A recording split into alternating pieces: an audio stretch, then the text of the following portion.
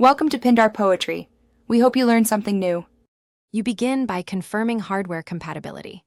Most Chromebooks with Intel or AMD 64-bit CPUs can run Windows. ARM models cannot. Once verified, enable developer mode and set USB boot support so the firmware will accept external media.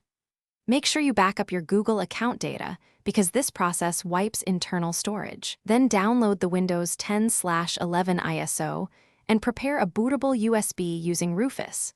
You need drivers for Wi-Fi, touchpad, and power management ready on a second USB.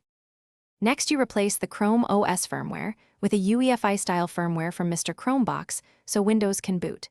Carefully download the correct firmware for your board and follow the flashing steps.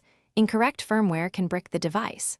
Once flashed, use Rufus to make a GPT/UEFI bootable Windows USB and set NTFS if required for large install. WIM files. Then boot with ESC or the key combo for your model. Choose the UEFI USB and proceed to delete Chrome OS partitions so Windows can install to a clean drive. You now run the Windows installer, format the main partition as NTFS, and complete the setup. Create a local administrator account so you retain control, then install chipset drivers first to ensure stability. After that, add Wi-Fi, audio, and camera drivers from your saved USB.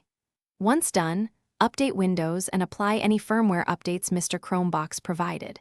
If the system fails to boot, reflash the original firmware or use the recovery utility. As a quick tip, check boot order and try disabling Secure Boot to resolve driver signature issues. Thanks for watching. Consider subscribing if we helped you.